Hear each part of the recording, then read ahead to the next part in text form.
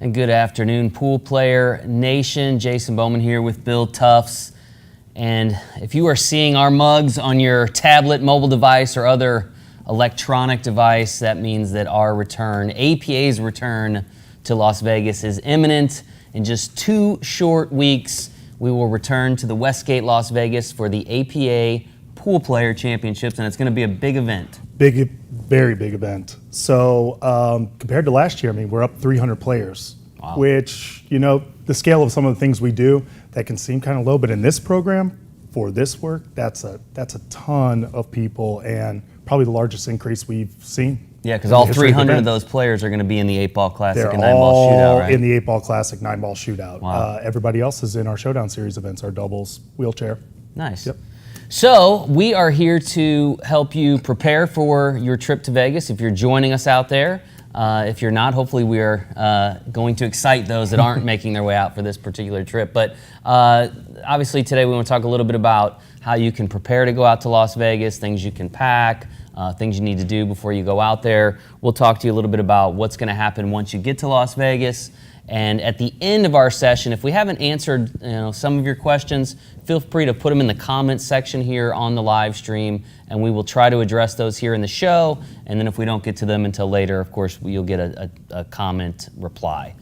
So with that, let's jump right in, Bill. All Today, right. Which is Wednesday, April 17th, if you're watching this late, registration for all Pool Player Championships events is open. It is open. And the event program also went live today as well online. Live. Yes, it is. So thank you for bringing those up, Jason. Yes, online registration is open. We encourage everyone to go through their member services app. Make sure that you are registering online. Saves you a lot of hassle. You don't have to stand in a line whenever you get to Las Vegas. I'm not saying that there are no lines. There are going to be lines some places, but we're trying to eliminate as many of those from our events as we can. That's great. This is one of those that we did eliminate. Okay. So a lot of players don't know this. They kind of maybe were there in the past, or they think they've got to show up on site to register. You don't have to. Just go online. Make sure you register through your member services app. Once you've gone through those steps, you are set up and ready to go. All you've got to do is come to Vegas. There will be a line, but the line that you get whenever you get there is a good one. Right. For singles players, it is a travel assistance line where you'll receive that. For our Showdown Series participants, that's where you're also going to get your goodie bags. Okay. So it's kind of a combo for the singles. They get both, their prize package and goodie bags. Travel assistance for our Showdown, they'll get their goodie bags. Good thing about that is you don't have to do that when you first get there. Nice. And you don't have to do that before you play. The only thing you have to do is make sure that you've registered online. Okay. Now, we do have a little bit of limited on-site registration. I'm very leery about sharing too much about that. We really encourage you to do it online for a lot of different reasons. But if for some reason you're unable to, we do have a limited registration window before each event. Okay. But if you miss that window, right, you're going to have to, you potentially miss a round. Okay. So make sure that you register before that first round of play. Make sure you do it as soon as possible. If you guys have any questions, make sure you're reaching out to us before we leave for the event. And then once we're out there, we've got tournament directors, event info staff. Any of them can direct you to the appropriate person for your event. So it sounds like the takeaway there is that the online registration, which again opened today and you can do through your member services account, you should have a little notification there, but that is going to be your most convenient way to get registered for the event. It's going to save you the most time, it's going to eliminate the most headaches, and is going to be the most convenient for your schedule. So do yourself a favor, get registered online. That's a feature that we've had out there now for a couple of years, has been very popular. I know, like 95% of people register that way. It's been amazing. So definitely take advantage of that. Don't wait in an extra line. As Bill mentioned, there's going to be lines here and there. Eliminate one if you can, right? Get registered online. One less thing to worry about, right? Yeah, one less thing to worry about, and like you mentioned, you eliminate the possibility of potentially having to forfeit your first match because you're not registered on time. Exactly. Right. Exactly. So, yeah. Once we print the score sheets for that round, there's no going back. So once those things are out, the round's set. If you didn't get registered before that time, you happen to be scheduled for that round, you've got to miss that round. You'll forfeit. We will register you, but you won't be eligible to the next one. Okay.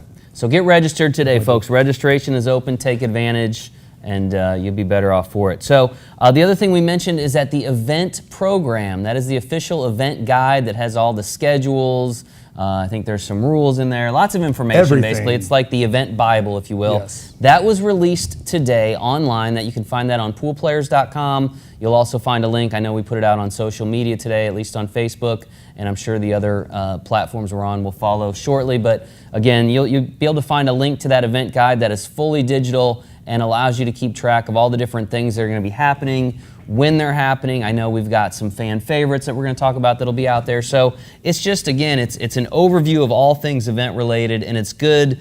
You know, you've got a couple of weeks, but you should be excited. Yeah. Open it up today. Start looking at it. See when things are happening, and you can continue to digest it over the next couple of weeks before you arrive in Las Vegas. So Exactly. I mean, you said it best. Kind of the Bible for the event. It's got everything that you need in there. The new digital version's great too. The ability to click on links to videos where they apply. The ability to see our event map. You'll get familiar with the Westgate. Yes. Cash payout times. Everything Yeah. that you would want to find is in there. If for some reason you still have a question, again, we're available. yeah, you'd be hard pressed to not find an answer to your question if Yeah. you thoroughly review that Yes. event guide. So that is out there and available to you today. Again, this is Wednesday, April 17th. Let's talk a little bit about now actually preparing to go out there and in terms of what to bring, that kind of thing. So as far as packing, right, what kind of tips can you give them on what to pack to be comfortable, but also within the dress code? I think we are all going through this right now. Right. So we'll be packing our truck. So we're all looking at our stuff, trying to get it together. It's April, May, right? So you Yes. don't really know what the weather's going to be like in Las Vegas, you know, especially this far out over that time. So you want to make sure that you pack appropriately. You're going to want warm clothes. It can get chilly, especially in the tournament rooms, which we'll probably touch on later. But Yes. you want to make sure that you've got, you know, a jacket, some pants, but it might also get hot outside too. Yeah. You really just don't know. So make sure you're paying attention to the weather, pack accordingly. Probably the one thing I focus the most on, Jason, besides maybe the suits I have to wear once the tournament starts, are the shoes. Yeah, Are the comfortable. shoes. A lot of walking, a lot of concrete. It's carpeted concrete, Right. but it's concrete. Right. And if you're going to be playing pool, you're going to be on your feet. Yeah. So make sure you have comfortable shoes. We do have some guidelines regarding what you can wear, what you can't. That's in the event guide. Yeah. Make sure you're paying attention to that. But all in all, just take care of your feet. Yeah. Stay warm or stay cool depending on the conditions you're in. Yeah, you're right about this time of year in Vegas. It can really be very different. It Very. can be almost summer-like, where you've got temperatures well into the 90s, or it can be more fall or you know, early spring-like when temperatures are kind of in the 70s or 80s. And I think I looked at the forecast last night, and it looked like for the first part of our trip out there, the highs were only going to be about low 80s, and it definitely cools off at night out there. So, like Bill said, you're going to want some longer pants and some shorts, so you've got some options. I always bring at least a couple of hoodies, maybe even a light jacket, and the comfortable shoes. Here's what I'll tell you about comfortable shoes, right? Everybody goes out and buys new shoes before their trip to Vegas. Ooh, brutal move. Break the shoes in before you get out there, Definitely right? wear those them before around you a get little bit, because I have made that mistake, and brand new shoes can be a little unforgiving trying to be broken in Las Vegas. So Once there's your you've tip. ruined them, once you've ruined your feet, Yeah. it's hard to get them back. Yeah, you definitely got to maintain your feet out there. So that's a great tip, and some things that you're going to want to pack. Now, as far as dress code in the tournament room and dress code, I know in Pool Dog Arena, again, since we're talking about packing, what are things that we need to let them know about what they're going to be expected to wear, or kind of, we'll call them the minimum standards of what you're going to need to wear to participate? Yeah, so we won't cover everything. In our dress codes, basically, we tried to give you guys a guide for what you can wear, not what you can't. There are some examples of things to not wear, but that list is far larger than what we will allow in the room.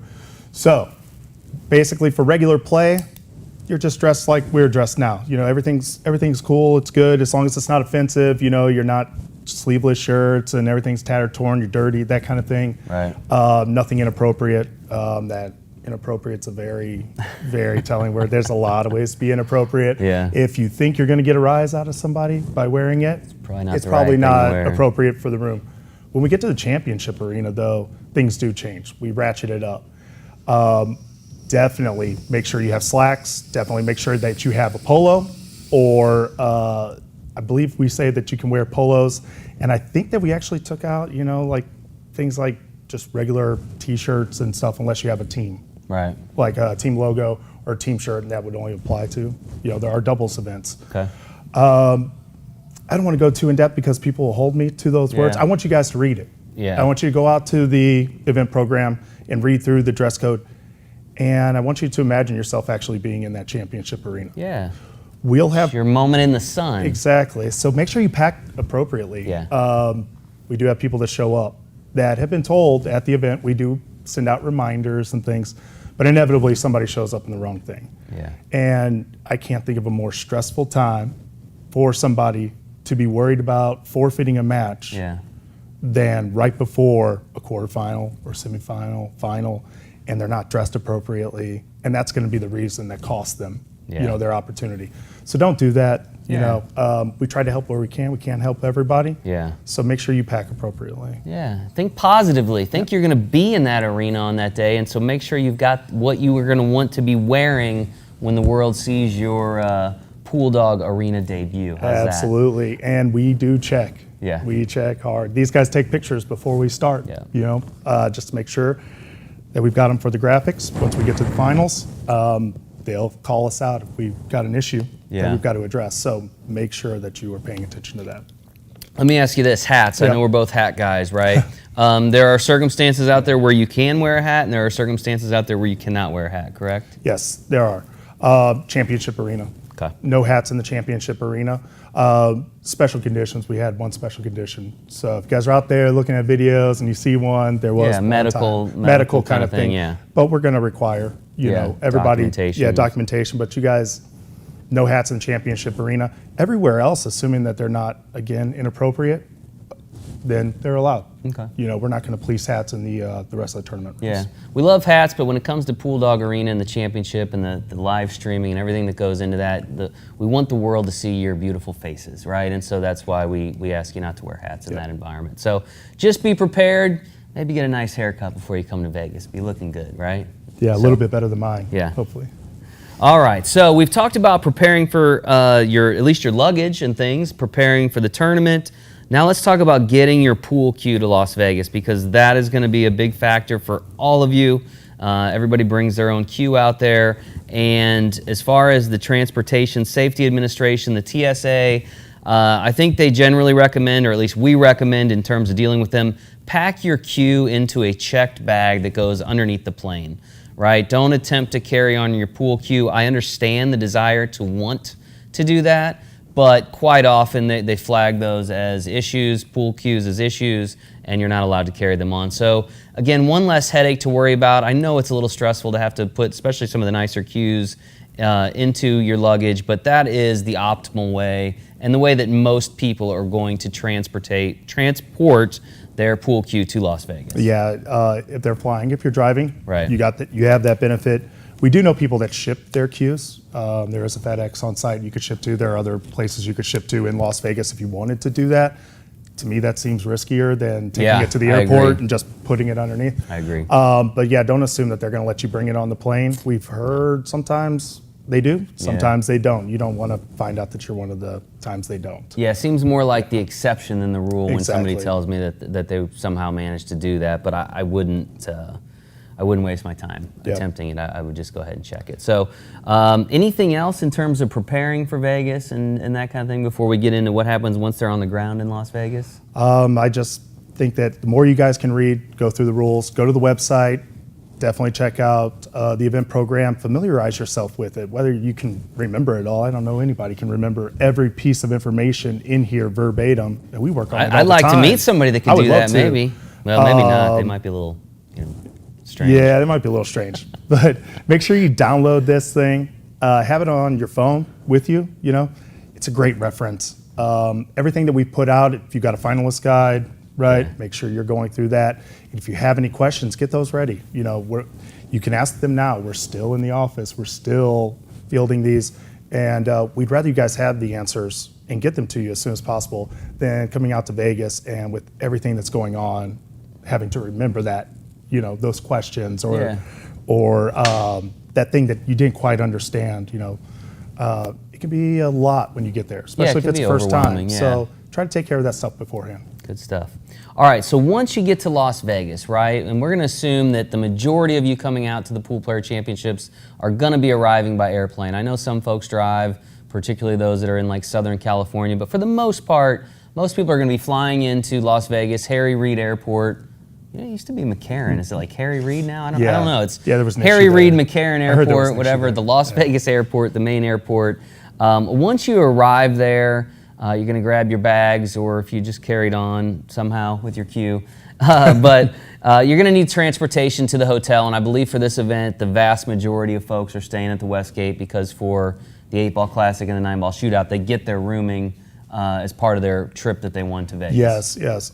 So that's going to be true for the singles. Yeah. The doubles, for the vast majority, will be at the Westgate as well. When you hit the ground, I think we know the options. Yeah. You're going to have taxis. They're right out front. You're going to have your rideshare options. Uber, Lyft. Ubers, Lyfts, those. You can get a limo if you want to. You can get an excursion. I don't know if you can get a helicopter, but my guess is you could probably get a helicopter if you wanted to. There are a lot of different options, guys. You just want to make sure that you use the one that you're familiar with. Yeah. I used the shuttle one time. Yeah. I don't know too many staff members that have done that. I don't know what it's like today, but I do remember that the Riviera at the time was the last stop on that. And I needed to be there at a certain time. Yeah. And I didn't plan that out so great. Yeah. So Bill's talking about a shuttle where you can get basically, it's going to be your cheapest option. And what they do is they typically take like 12 or 15 people, they put them all in one big shuttle van, and then they just start dropping them off at their property, but they kind of go in a certain order. And so depending on whatever that order is, you may be first, you may be last. But if you're looking to save a few bucks, that's probably your cheapest option, especially if you're traveling solo, and I know some folks are. So that is one option. You also mentioned cabs and Uber/Lyft rideshare. I think the price of those are going to be comparable. They are now. Probably $25-ish from the Westgate to, from the airport to the Westgate. The advantage of the cab stand is it's a little closer when you arrive. You don't have to drag your stuff quite as far. But there's usually plenty of cabs, and they started doing that set pricing from the airport to certain places. So if you've ever been to Vegas and you got long hauled around town and charged like a crazy amount for your cab. You want to take the freeway? They've kind of tried to put an end to that practice. And so in doing that, you lost your mic there. I did. In doing that, they set pricing from the airport to the Westgate. So you don't really have to worry about that now. So I would say most people are going to take cabs or the rideshare. And then Bill mentioned as well, the limo service. That might be a good option if you're traveling, from your area with several people. Especially if you're in Vegas for the first time, you're excited, you're pumped up. Or if you're just a baller, I guess. Or you're just looking to spend some extra cash, you can always get a limo from the airport as well and, roll into Vegas in style. So those are your transportation options. The one transportation option I certainly don't recommend is trying to walk from the airport to the Westgate. The thing about Las Vegas is everything looks like it's very close. Buildings are very large. And so it may look like you can potentially get from one to the other, but walking is really not a very good option. It's extremely far. It is not safe in terms of pedestrian movement. There's cars flying by you. You're gonna have luggage to haul. I mean, I would think it would take you at least a couple hours to try to hoof it. Yeah, for $25, go ahead and jump in a cab. Yeah, definitely jump in a cab. All good points, Jason. Yeah. One thing I'll say about the cab line, I've come outside and it's huge. It's massive, and the rideshare, grouping is not too big. Maybe a dozen people, but the cab's got 100 people in it. Cab line moves really, really fast. Very quick. So I'll go back to the online registration and my story about not getting to where I needed to be on time. Register online, you don't have to worry about registering on site. Something goes wrong or a line's too long or whatever else, at least you've got that part taken care of, right? But definitely look at your different options. There's probably something else out there we didn't We're not even think thinking of. about, but for the most part, I think that covers it. Those are going to be your main sources of transportation. So get to the West Gate safely. Once you are at the West Gate, first thing you're going to want to do, and this may depend on the time of day that you arrive, right? If you arrive really early, this may be difficult, but you're going to want to get checked into your room at the hotel. And I know we put some information out about registration for the event, and I saw some comments come in that say, well, do I need to register then when I get to the hotel? Yes, you still have to register for the hotel. That is a totally separate process. So you need to get checked into the hotel, get comfortable there, and then generally what we ask people to do or recommend people do, if you can get in your room, take your bags up, great, set them down, and then familiarize yourself with the Westgate property and locate where the tournament room is so you know where you're going when it's time. Yeah, definitely. One thing I'll say about whenever you arrive to the hotel, you get into that space, there's a lot going on. There is. I mean, there is a lot going on. When you guys go to the registration line for the hotel, assuming you're staying at the Westgate, you will register in the regular registration lines. Should you run into an issue with the room and you're a singles player or a doubles player, we do have staff down in the tournament area that can assist with that. Nice. The hotel staff know this. They know that we're down there. It's good for you guys to know that we're down there. So I'll go back to Jason's point about familiarizing yourself with the property and heading down to the tournament room, seeing kind of the lay of the land, and you can get a great idea of that in the map inside the event program. But it's a big place. Yeah. It's a big place, but I say, you get the hang of it pretty quick. I Yeah. mean, it's the way that it's laid out, I think you guys, it's pretty intuitive. Normally I follow the cue sticks. Yeah. That's my recommendation to people. If Sure. you're the first in, it might be a little harder, but there'll be a few. Look for the restaurants and keep walking. Yeah. It's kind of a thing. Walk past all the restaurants. Yeah. You can always ask the Westgate staff, Absolutely. right? They're always happy to help. They're very familiar with APA. It's hard to believe, but we've been at the Westgate now for, I think it's like our 10th year. It's 15 going was into our it. first year, Yep. yeah. So, they're happy to have us there. We're very happy to be there, and they're very helpful in making sure that you have a good visit, know where you're going. So, again, get checked in at the hotel. If your room doesn't happen to be ready, you can always check your bag with the bellhop. Yes. I think it's free. You just tip a couple bucks at the end when you pick your bag up. But that way you don't have to haul your suitcase all around to kind of see where things are. You can leave it, and it'll be there when you're ready to check into your room. So that's a very convenient option as well. That happens to us a lot. We get in before the rooms are ready. Yeah. We've got a lot of things to do on the ground, so we have work to do, nowhere to put our stuff. That's absolutely what I do. Yeah. Just go to the bell desk, check it, and then go back and get it whenever you need it, or they'll bring it up to your room. Yeah. Whichever you So definitely familiarize yourself with the property, figure out where the tournament area is. Depending on when you're arriving and where we are in setup, you may not be able to fully access the tournament room, but you'll be able to get down to that area to kind of see where it's at and where you need to go. And again, like Bill mentioned, don't put yourself in a situation where you're having to rush to try to get somewhere or figure something out before a match. Be able to focus on your match, right? Keep your head in a good way. So familiarize yourself with the Westgate. Plus, you're going to want to know where your food options are. You're going to want to know where the world's largest sports book is, and Second. and the pool. Oh, it's the I second hate to now. say it. That I think Circa got takeover? him. I think Okay. Circa got him. Still a big sports book, and I think very, you'll enjoy very it. big. So, let's get into the tournament stuff. So we are going to kick off the tournament on Wednesday, April. Is it April 30th? May 1st. May 1st. Okay. And we'll start that with an opening ceremony. That'll feature the president, APA President Greg Fletcher. We're going to do the U.S. national anthem. Should all be great stuff. And then we kind of jump right into the tournament. I mean, it's on. So Yeah. once that opening ceremony goes, we're off and running for the next 4 or 5 days straight. Yeah, so when you say play begins, everybody out there is probably asking, when can I see a bracket? Right. We are still getting those together. These are tough to put together. These are huge brackets. We will make sure that those are posted at least 24 hours before the start of your event. When we post one, we post them all. So really we are talking about Wednesday, May 1st. Once, 24 hours before that, we should have the brackets up. We normally send out alerts to everyone, letting them know that they're up.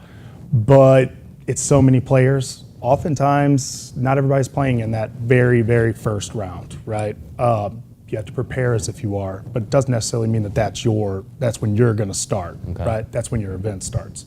So you'll want to go out, CompuSport. That's what we use for all of our brackets. So no physical ones and all that. Go to CompuSport.com, CompuSport.ca, is another one, or you go through your app store and you can download the app. You just find the APA Poolplayer Championships, this year's event, 2024. And then from there, you punch in the name of the person that you want to follow. So whether that's you, a friend, whatever, you get started there. It's a pretty intuitive app. If you guys have any questions, make sure you reach out to us, and we have people on site to help you through it as well. Okay. And you'll be able to get linked to that on our website, poolplayers.com, on the Poolplayer Championship landing page. I know we'll be pushing that out via social media. It will be in one of the email newsletters. So, you know, if you aren't following us, I would assume most people tuning in are following us on either Facebook or YouTube, but make sure you've liked our page or you're following so you're getting this event-related information. Plus, you'll see us posting pictures, video from the events. You might see yourself, right? So make sure you're following us, Instagram, TikTok. All the streams. Follow you guys them put all. Everything Yeah, out there. just knock it all out. Follow all of our social media, and that's where you'll find a lot of this information as it comes out. So Bill mentioned CompuSport. Those are the online brackets to follow the tournament, and at least 24 hours before that first event on May 1st. Yes. And the first events, I believe, will be the 8-ball Classic and 9-ball doubles? 8-ball Classic, 9-ball doubles. Okay. Yes. So for you 8-ball Classic players, 9-ball shootout players later in the week, when these brackets go live, you might see a couple weird things on them. There's a spot, literally spot, like in quotes, red spot, yellow spot, you know, those kind of things on the brackets. Basically, that means that if a player certifies higher through the registration process, that's a spot where we can put those players if they're jumping into a new bracket. Okay. So that actually doesn't get settled out until all the registration's done. Okay. Which then feeds into why we have limited registration, because we like to finalize those with enough time to get that first round ready to go. That makes sense. So if you see something like that, that's what that is. If somebody doesn't end up jumping into that spot, it becomes a bye. We can explain all that stuff again on site. You don't have to scroll through this whole video to find that part. But we will definitely walk you through that. Those brackets are awesome though. You can follow yourself. You'll get alerts when you do, telling you your next match time. That's how we deliver the table assignments. It is I say it's your guide. We've got a guide, but this one's actually physically you, personalized to you, custom to you, your experience, your schedule. And it's also got the mini Mania events in there as well if you've signed up for some of those. So you can see all of your stuff all at the same time. Yeah, what I love is you can actually see like the path you would follow based on whether you win or lose and when you'd play. So you can look for windows of time where you're not going to have a match regardless of whether you win or lose. And you can, you know, if you want to book a show or you want to go to a certain restaurant, or you just want to walk around the strip, you know, explore Vegas. CompuSport, match, it really shows you kind of where you're going to have an opportunity to do things outside the pool stuff if you choose, right? We'll have stuff there almost 24 hours a day if that's what you want to do, but you know, I'm assuming some people want to check out Vegas a little bit too. So CompuSport. Make sure you check that out or download the app. I was looking at the numbers. 345 tables. We're gonna have 345 pool tables, diamond 7-foot pool tables, which is very cool. But I was gonna ask you, because I know one of the biggest questions we get asked is, are there gonna be any practice tables? Where are the practice tables? When can I practice? All that good stuff. So we try to provide practice every day, right? At this event, we've accomplished it. You know, we've got practice every single day of play, starting with Wednesday, right? 9 a.m. Sometimes in the past, we've actually opened up the room early on Tuesday night. I'm not gonna say one way or another whether or not we're able to do that. There are definitely some factors that go into whether or not we can open the Tuesday before, so that'd be April 30th. But for sure, Wednesday morning, we have practice tables available. Those practice tables are available during our, what we'd say the limited registration time would be. Also, when travel assistance is open, that line, the goodie bags, all of that, up until about opening ceremonies, right? You're able to practice. So that first day, you're talking good 4 hours. There is a practice schedule inside in the event guide. You'll want to look at it. The morning's your easiest time to practice. We can guarantee mornings because we're going to open. We're not running any rounds yet. All the tables are available. Once we get going, though, with the amount of people that we've got, they're going to be full. And it's not something that you will necessarily know, or if your schedule fits into those timeframes. They are posted in the event guide again, where they'll be available and when, but it's much more limited. It's not every single table, and it's not the good chunks of the day where there's just nothing, right? Fortunately, if you're a singles player or you're a doubles player, you're going to be playing, right? It's not a thing where, oh, 5 of my teammates played, I haven't got a chance, I need to go get warmed up. No, if you're in it, you're playing, then you'll get your games in, and you'll be on. It's the same thing for your opponent. Right. But there's really no time before racks to bang around balls or anything. Okay. So make sure that you get down there during the scheduled practice times. Okay. And there is a practice room, right? Not at this one. Oh, not at this one. We use all the space. What we find with this one is these events, yes, they're huge. When they start to die off, though, as they start to finish, we do get chunks, banks of tables that are available more frequently than what we get at team. So we don't have the need to ask Diamond to bring in another 40 tables on top of the 345 for additional practice. We just don't think it would go very far. Yeah. So someday. Seems like 345 tables should be enough. But, you would think so, but I know we fill them. Each year it seems like. And speaking of pool tables, I know last year we introduced pay range. Yes. Now tables are basically open for 8-ball classic, 9-ball shootout, the showdown series events, right? During rounds of play. Yeah, it's only practice and like mini Mania. Yes. And Mega Mania. Mega Mania would fall under it. Put coin into the table, but now you can do that electronically through pay range, right? Yes, and it's the preferred method. So pay range, they'll be on site. You guys can look it up, PAYRANGE. Their app allows you to open up the tables digitally.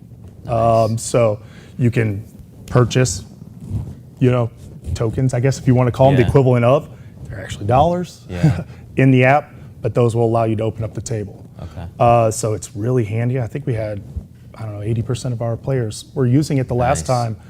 And that number just keeps growing as people become more accustomed to it. Yeah. And less of the hassle than the tokens, having to go to the machine, put money in the changer, have the tokens, turn the tokens in at the end of the event. Yeah. If you didn't use them, all of that stuff's obviously more intensive than downloading an app and just paying through there. But the option is there should you need it. So. Maybe save a little time there too, not having to go get coins and redeem coins and cash out coins that are extra, so I get that. Yeah, once, you did say once rounds start for the main events, if you're in those, the tables are all tables are open, okay. Yep. One thing I've noticed in the last several years is I feel like about every table now is being live streamed by somebody, right? Like, if you walk down the tournament room, there may be one or two where there's not, but for the most part, people are really using their phones to live stream their matches, which is awesome. What goes into that? Like, can anybody do it? What are the rules for that? I know they probably are having to tap into their own data to stream it from that room. But as far as the tournament, right? Like, the effect on the tournament. What are you allowed to do? So we allow you to stream the matches. That's why you're seeing so many of them. With the exception of the championship match in Pool Dog Arena. The championship match. Right. We allow you guys to do that because honestly, we can't put cameras on every single table. Right. And we know that people back home want to watch this. Yeah. Love the content too. We love watching it. It's crazy, the stuff that you see in some of the matches that I get to go back and review that just out of fun. Just see it pop up on Facebook, just a couple players playing it. It's good stuff. Where we draw the line is if the opponent, for some reason, in an individual match, has an issue with the videoing of their match. Okay. This can happen for a lot of different reasons. We tend to respect the player in this that doesn't want to be filmed by their opponent versus the person that wants to film. Okay. That's the way we go because we're there. Ultimately, while it's nice to stream, we're there to play pool. Right. We're going to try to make it as comfortable for people as possible. That said, you have to have a good reason. That person's going to hate it if they get to the finals. Exactly, because we're going to do it. So, really, the only reason why we would ask somebody to not do it is because it's not us. But if it's us, then you're getting videoed and you're getting filmed and all that stuff's going to happen anyway. Yeah. So we are going to want to know, why not this match? We're going to ask because you could be in there, dressed appropriately. Nice. Yeah. If you want to live stream your match, something we definitely encourage. Like Bill said, the only exceptions are if your opponent objects to it, and we're going to talk to them and find out why. But also, if you happen to be in one of those championship matches, and I think there's 12 that are going to take place in Pool Dog Arena over the 4 or 5 days, we're going to be the only ones streaming that one, so we won't allow you to stream on your personal device for that particular round. So, but it's certainly an accessible match, and I think you'll be happy with our coverage. Yeah, some people do ask about the semifinals. Yeah, semifinals are fair game. Till we put cameras on, Yeah, probably. absolutely. Yeah, but right now, yes, they are fair game again in there. Just be respectful about it. Sure. Camera size matters too. Yeah. If you guys go try to set up the cameras that I'm looking into right now, we're probably not gonna allow that. Right. These are big cameras, big television cameras, but phones. Some of our vendors even sell like the little tripods, Yeah, or little whatever stands else, and or things. little clips for Yeah. the pipe and drape. Yeah. They've gotten really creative with these things, and we love it. We really do. Yeah. It's great. Yeah, it's great. I would encourage, if you're going to live stream that stuff, make it public. Tag us on social media, hashtag APA Vegas. If you really want to have some people see your match, then put it out there. And we love to get involved with that stuff too. We love to see it. So make sure you tag us. But I'm all for the live streaming of the matches. I think it's awesome. We are going to have some fan favorites out there this year. Dr. Q, Hall of Famer, trick shot artist. You guys know him. I don't think he needs much of an introduction, but he will once again be back at the Westgate. I don't even know how many hours. Dr. Q has more energy than you and I combined, I think. And he loves He's been doing it a lot interacting. longer too. Yeah, he just loves interacting with you guys. So he is going to be there doing his shows and interacting with you guys. Florian Venom Kohler, who you guys know from his internet trick shot fame and all of his now world records with Guinness that he keeps setting. He just did 48 hours of trick shots. I'm like, man, I couldn't stay awake for 48 hours, let alone do trick shots the whole time. So anyway, Give him a new challenge at this point. Yeah, Florian will be there if you've got some ideas for a new world record for him. And unfortunately, and we just found this out a couple days ago, Jeanette Lee, the Black Widow, who we had hoped was going to be in Las Vegas. Unfortunately, I know a lot of you guys saw this news. She did suffer a heart attack, mild heart attack last week, had to be hospitalized. And the good news is she is home and she's feeling better, but she is in much need of rest. And unfortunately, she will not actually be in Vegas for this trip. I know she was very disappointed, and she hates more than anything disappointing the fans. Hopefully she will be back in August. So in the meantime, just say a prayer for the Black Widow. That poor woman has had more health issues than any one person should ever deal with, and we hope to see her back in August. But again, it's going to be great. Florian will be there. Dr. Q will be there. There generally happens to be some other pros running around here and there with some of the vendors, so you never know who you might run into. But that's the perfect segue into vendors.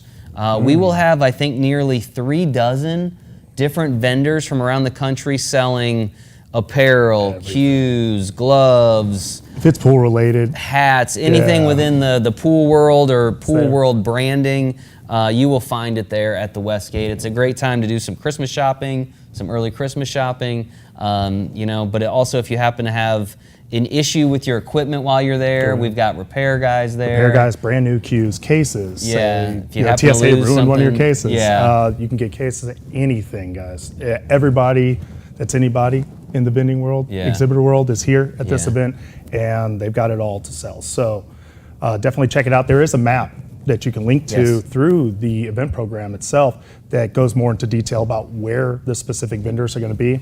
If you've got a favorite vendor or you're looking to find one, that's a great resource. Once we open the doors, they're hard to miss. They're everywhere. So definitely check them out.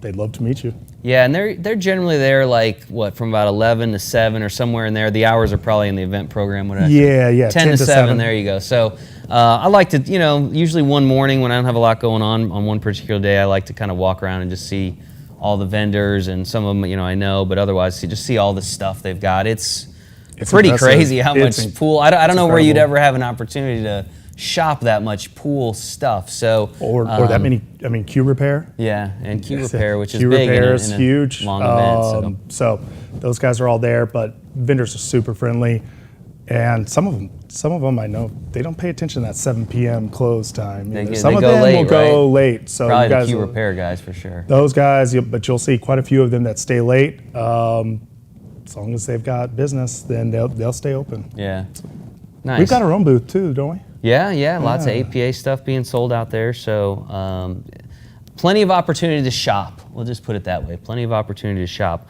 Aside from vendors, and where a lot of vendors reside is in the Mini Mania room. Yes. Let's talk a little bit about Mini Mania. Mega Mania, what they are, how people get involved in those. All right, so Mini Mania, that's a long-standing product. Most people are familiar with it. Think buy-in tournament, right? 100% payback. You register with us. These are skill level grouped most of the time. Some are any skill level. We will segment them off by 8-ball, 9-ball as well. So you can look for an event that fits you, your skill level. You will need to have your member services app. We're going to need that membership card that's on there for scanning. So again, good reason to get your member services app if you don't have one already, and make sure that you have access to that card. Assuming you have all the plays in, right, for the various formats, you could be eligible. So that's typically 20 scores within the last 2 years. Okay. Make sure, you can also check before you go if you're close. You can check with your LO, you could call us. Prefer to check with your LO first, right? Otherwise the volume might get to be a bit much. But if you think you're kind of close to that mark, you might not hit it, you can definitely check with them.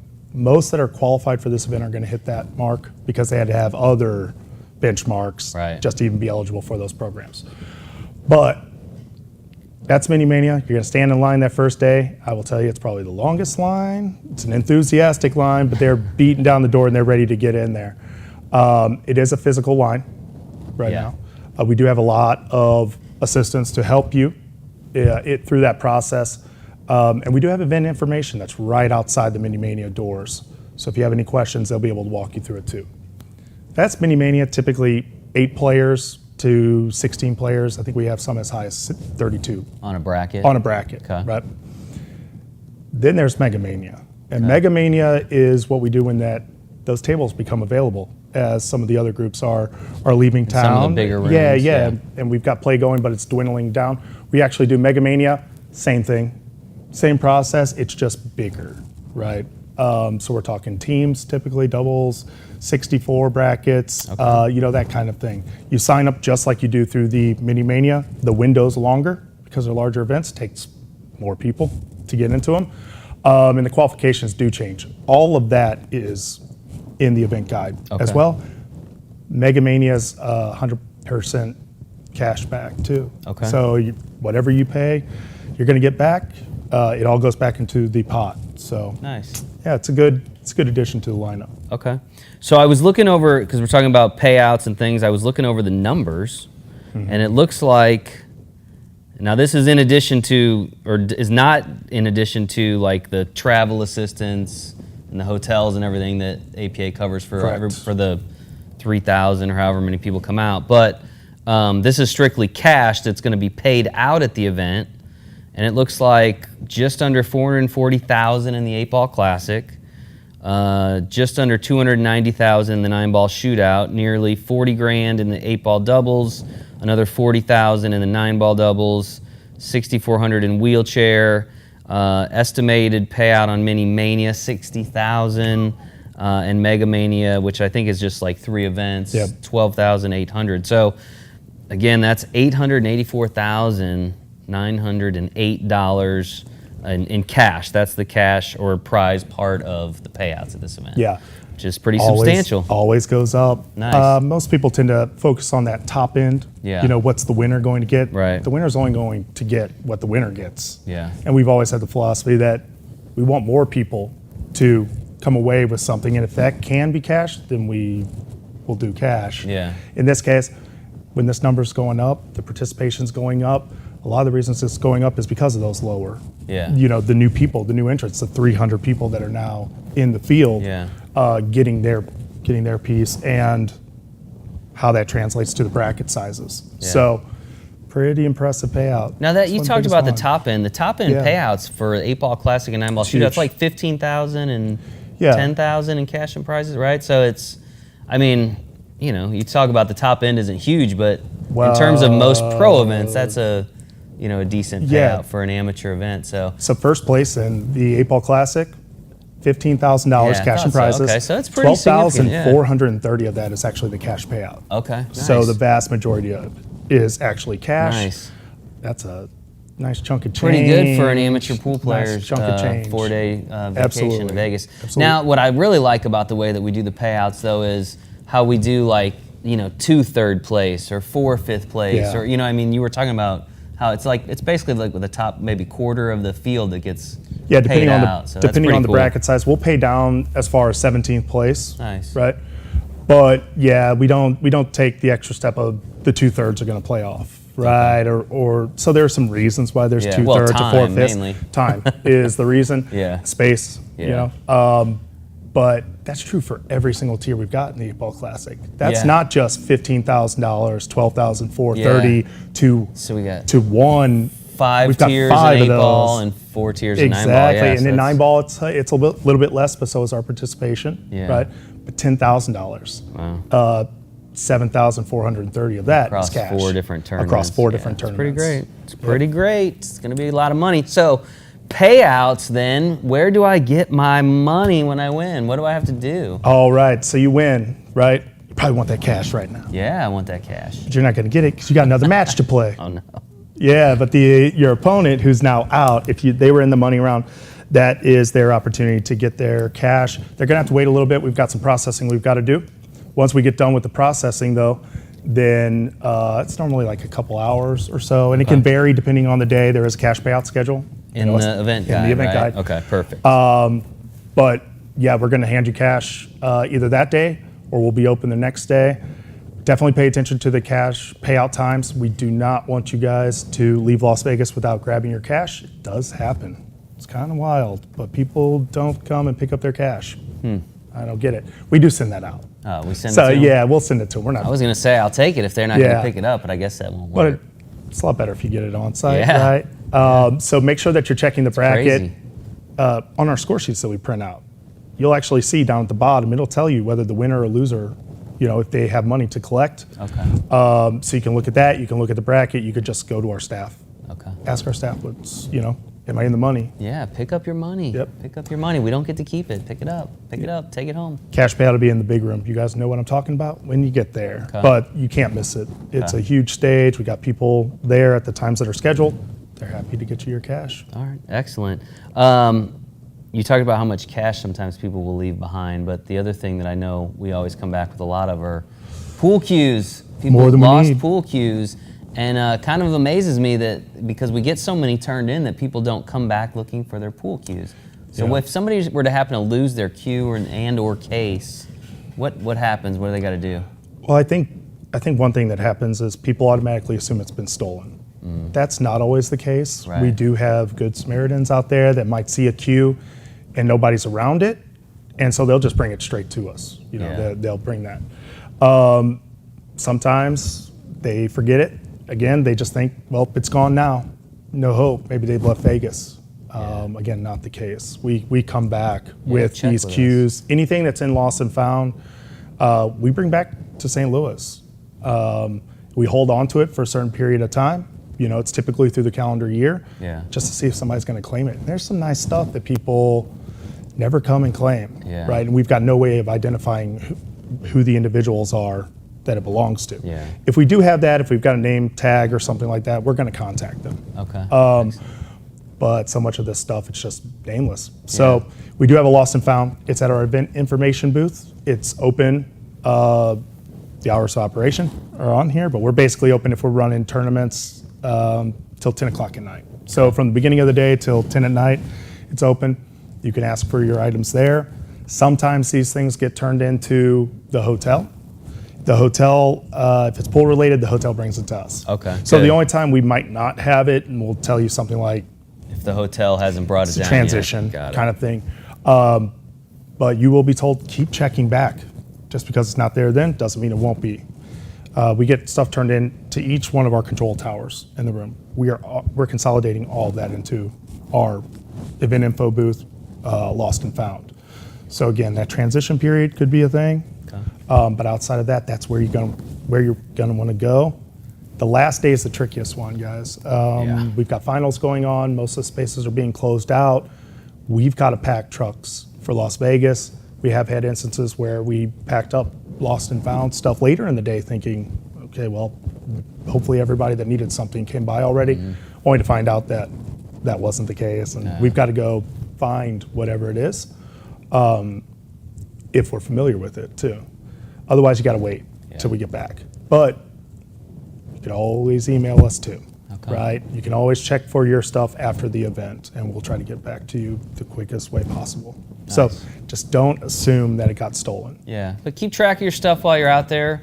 Again, sometimes there are nefarious people running around, not necessarily even tied to the event, but people that just come in because they know there's a lot of people and there's a lot of commotion, and that doesn't just apply to maybe somebody picking up your pool cue.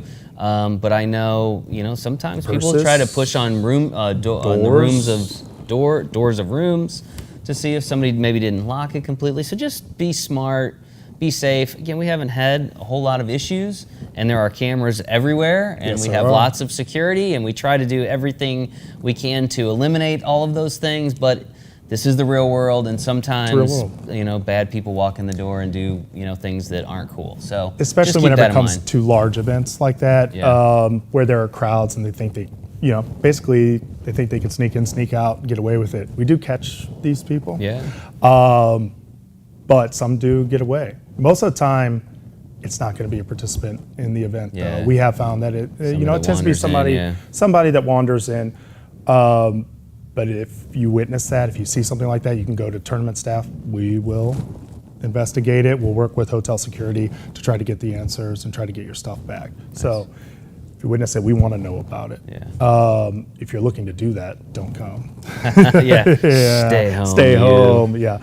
But the event is safe, but it is a big city. Sure. It's a big city, and Las Vegas, we know what Las Vegas is kind of known for, and well, criminals know that too. Yeah, so they'll sometimes they try to prey on people that having a little bit to drink and maybe got their guard down a little bit. Just make sure that you guys are being safe when you're out there. Be safe when you're out there for sure. So we are very close to wrapping up our preview show here.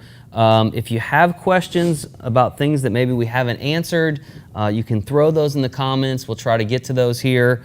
I feel like we've covered almost everything. I was going to share just some numbers so people could have an idea on just how many people are going to be out there.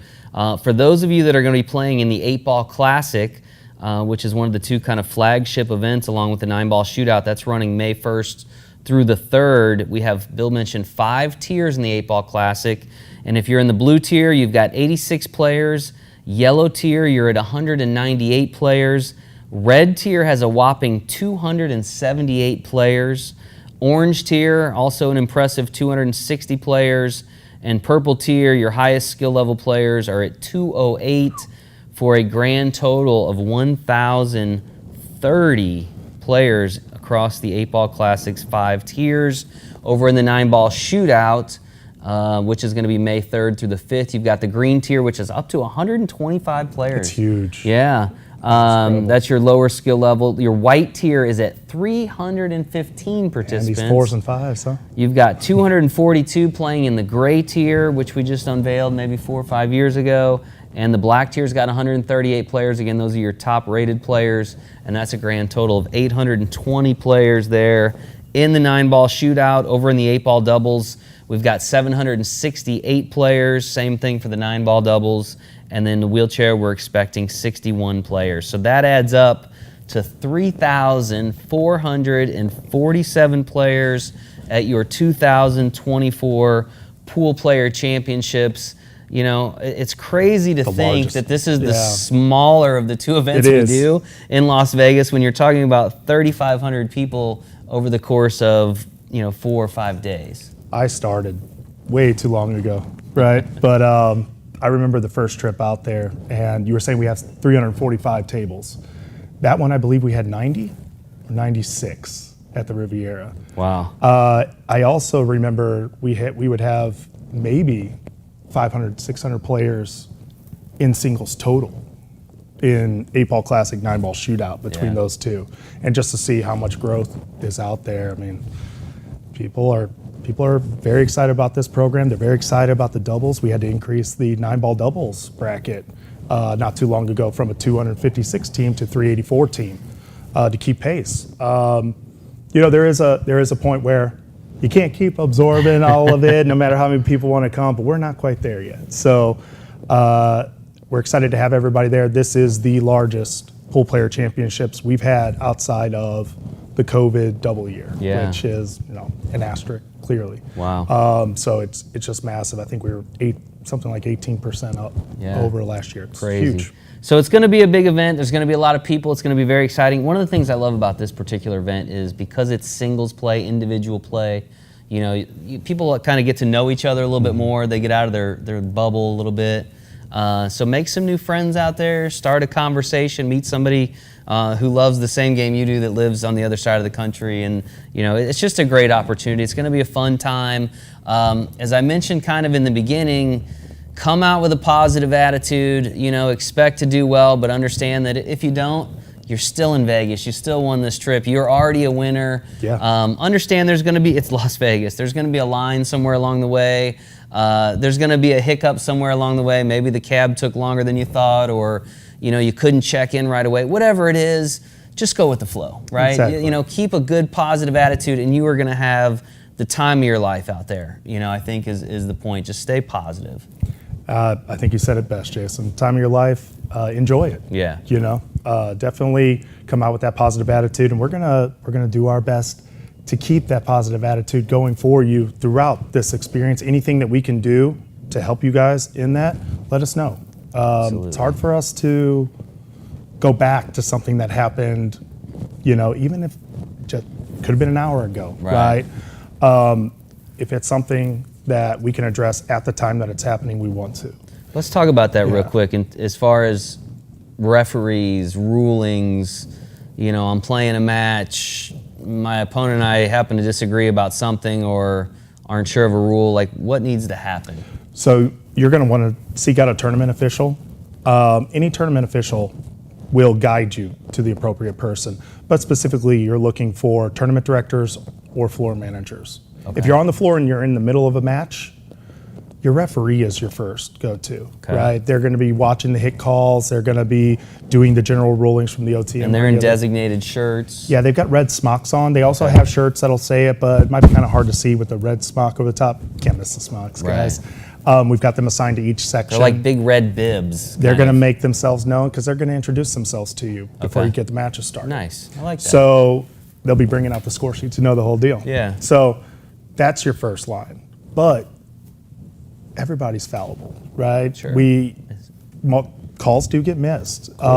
Championship rules can vary slightly from year to year. They can vary between, your league rules, which don't apply, but all these things are reasons why if you hear something from a referee, you're going to ask for a floor manager. That's their direct report, right? The floor manager is going to be in a suit. You're going to see them on the floor, as the name denotes. They're going to be walking around. They're going to talk to the referees, but they're going to handle any of those larger issues, right?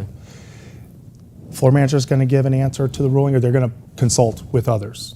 To give an answer to a ruling you don't agree with, you can ask for a tournament director. So that's the next step up. So we're going referee, floor manager, now we're talking tournament director. Tournament director is going to weigh in, right? Same process. Get an answer from the tournament director you don't like. Right about now, you should probably be thinking, maybe I'm wrong. Maybe they're making sense, right? But that doesn't mean 100% that they are. Right. So we don't want people compromising on something that that's obviously this upsetting to them or is that impactful on their game. We'd rather they get the answer from the last source, and that would be the event supervisors. So we'll have 3 of them. I'm one of them during the day. Counterparts Tim and Zach throughout the day. We're going to find out what the situation is. We're going to talk to all parties, and then we're going to make a ruling. If we make the ruling, nobody else to talk to, right? So, but we'd rather you go through those steps than go home, wish you had done something about it at the time, find out that something could have been done at that time. Sure. And the time wasn't taken to address it right then. So make sure that you're coming to us, and we will do what we do, which is get it right, to the best of our ability. Some things you can't walk back. Yeah. That's why you need to do it when in the moment. In the moment. Don't continue if there's something that is off. Exactly. Right, because you can't go back. You can't go back. And I liked what you said. I mean, you're right. Referees. First of all, the referees that we bring out are all players from the league. They play with you guys. Highly skilled players, very knowledgeable about the game. But, you know, you look at any sport, whether it's the NFL or Major League Baseball, officials occasionally will make mistakes. None of them are perfect. So occasionally you may have a referee make a mistake. You know, they're in kind of a high pressure situation just like you are. Yeah. And there are levels of beyond the referee if you feel like that doesn't seem right, you know, and it could be that you're right, or it could be that you're not right, and at some point you may need to accept that, but there are certain layers, which is great that you can. Sometimes there are just situations where you can be right, the other parties can be right too, and then there's got to be some resolution to it. I was reminded of, there was that basketball game where two halves of the court, that women's basketball game, NCAA game, two halves of the court, you go out, you go to play, it's like these lines aren't right, you know? So that's an equipment thing, but that's the field of play. You got to play on it, you know? We're not going to have that. These will all be diamonds. Don't worry, guys. But you never know. We've had rainouts in the tournament rooms before. So you can't account for everything. Some things have to be dealt with in the moment, and decisions have to be made. Sometimes those won't necessarily break your way. Just know that we're just trying to do it the fairest way possible, while honoring the fact that we've got more play to come. There's more stuff that we've got to do, but we will take the time to get it right. As much time as that takes. So I'm sorry, I'm looking over some questions here. One of them had to do with referees. Somebody had asked, is there a ref for every match? I'm assuming the answer is no. No. 345 tables. Right? Of those 345 tables, there will be times where all 345 are going, or darn near. Every single one of them. We're not going to find 345 referees for the event, but we do assign them a reasonable amount of tables within sections. Okay. So I think at this event, we bring out 44 to 45 referees. So you're saying 30 tables, they got to cover 30 tables. Singles, you can move through them, and doubles, you can move through them pretty quick. The calls tend to be a little bit more straightforward. There's less of the team dynamic rules that come into play and things like that, sudden death, you know, forfeits, that kind of stuff. They do a good job, and we make sure that those guys, when they're on shift, have what they can manage and that they're highly visible for you all, and they will come over. It's on you to stop the match. It's on the opponent. If your opponent questions something in the match, you don't just keep playing. Okay. Right. We do have this happen from time to time. Somebody wants to make a call while they're attempting to do it, the opponent continues. Right? In that case, we've got to find out, did the opponent know? Because if the opponent knew that the other player was dissatisfied with something, was going to look for an official, and they continue to shoot, we've got a problem with the player that's shooting. Okay. But it's on the other player, the one that has the issue, to make sure that the opponent knows, hey, I'm going to get a referee over, right? Do your part too. You can't assume you see something crazy happen, right? You think maybe it's a foul on your opponent. If you don't say anything and he keeps shooting, then that's going to stand. Okay. Right? Yeah. So definitely in the moment, kind of goes back to just in the moment, make sure that you're protecting yourself and that you know that you're going to be satisfied with how this plays out from there. If it's something that you think, I'm going to keep playing and then I'll complain about it later, rulebook's pretty clear on that. We're not going to do much about that, especially there are certain circumstances where that's true, but game rules, typically not, you know. Okay. Some other questions that came in. We had a question, somebody wanted to know about players from Singapore. Our newest international league is in Singapore. We had a team out in Vegas in August at the World Championships from Singapore, but it's my understanding there will not be any participants from our Singapore league this year. I don't think any Japanese players either this year. But in future years, yes. We've had Japanese players out every couple of years. It seems like that one or two qualify.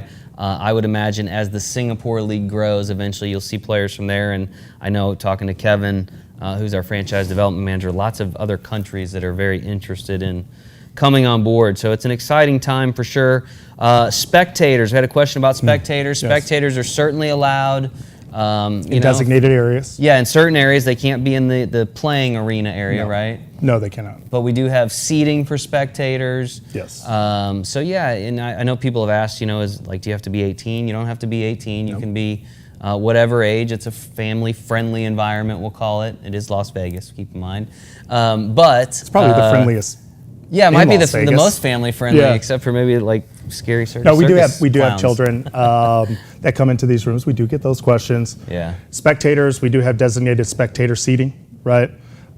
Because the amount of tables, the amount of rounds that we have of play, sometimes we've got arenas that are stacked together, meaning there might not be individualized spectator seating for every single table, like right outside Right. the arena. Sometimes you might have to look through one table to see the table that you're watching. We think that's a fair compromise for keeping the spectator seating. It's really important for our events to have that. Sometimes, just especially with this kind of growth, we're having to adapt some of the things we do to be able to accommodate everybody that's coming out. We continue to do that, but we're putting a lot of thought into it. And one of that is making sure we've got sight lines where at least you can view the table. You can see it. It's not completely obscured. We don't want you in the arena. We don't want you pulling chairs out of the arenas and just kind of put those everywhere. That becomes a fire marshal issue, which can be a big deal. Yeah, they'll shut down the event if something's Yes. way off. So I do think we, compared to other events that are out there, I think we do a really good job of providing spectator seating. So feel free to bring a guest, right? It's going to be great. It's going to be a great expect time. it. I thought this was a good question. Can you play in Mini Mania if you're still in the doubles or singles tournament? If so, what happens if matches happen to be at the same time? So if matches happen to be at the same time, you're going to forfeit your minis. Well, I guess you'll decide. I You're gonna forfeit one or the other. I'm pretty sure I checked with the staff, but I think we check for that. I think that one, we're looking to see who's still in events, and if there's a conflict, then we're noting it, right? We want you to play in your doubles match. Your doubles partner wants you to play in the doubles match. In singles, you don't have an option, and I don't know why you would forfeit out of singles, where you have a chance to win $15,000 or $10,000 on the others in 9-ball. And choose a Mini Mania for a few $100, right? Mini Mania events the smallest of them go 4 hours. So we're really looking at those blocks. There are rules as to how many you can sign up for at a time, right? Whether those are in conflict, that time's gonna come into it. So read through the rules of the Mini Mania, but just know that we're not gonna hold any matches, period. The only time we ever hold a match is if we've got somebody that's actually in a final or semifinal, and they happen to be in one of our doubles matches that starts. We're going to hold that within reason as far as we can to allow them their championship experience, right, in that arena. Outside of that, though, no, we don't hold matches. If you're scheduled for 2 things, one of them will be forfeited. Make sure that it's the right one. Okay. I think that about wraps up our one more. My skill level went up yesterday. So do I still play in that level that I qualified in, or do I move up? So these will be questions for the tournament directors. What you're going to do is you're going to certify, right? You don't have to certify today, which would be that online registration. You don't have to do that today. You can give that some time. Just make sure you do it before you travel to Las Vegas. That registration cuts off 24 hours in advance, right? So you that's need so to we make can sure start you setting get in brackets. that window, Exactly. So we're going to start setting brackets. So if you believe that skill level doesn't reflect your true ability, the app's going to have that on there. That's what we would ask you to certify as. You can always go to a tournament director before the tournament starts and question that, right? If that's what you're calculating at, that's what you're calculating at. If I went up to a 7 and I played one time and I lost, that doesn't necessarily mean you're not calculating at that. And I'm not going to try to explain to another player why you're not a 7 if you're calculating as a 7. Okay. But there are a lot of other reasons that could go into our review process whenever somebody says, I went up to this skill level.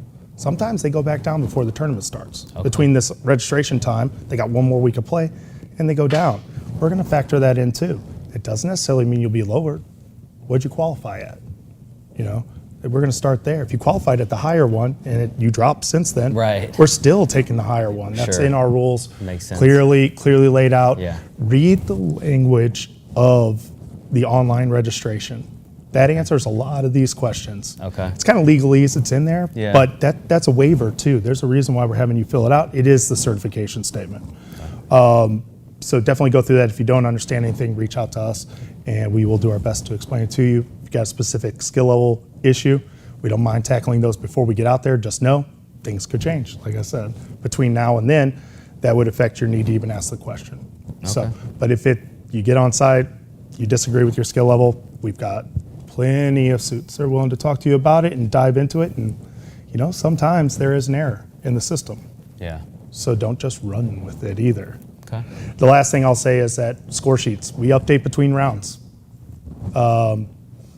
So if you go up between rounds, you can't assume that on the next score sheet you'll be the same skill level. That's really impactful for teams, when we're talking about the 23 rule come August. It's just as impactful for a player to see that before they start their singles match thinking they're going to one race, right? Only to find out somewhere in the match, because they weren't paying attention, that that's actually, they need more games or they need more balls, right? Look at the score sheet. Again, we try to do our best, but errors happen.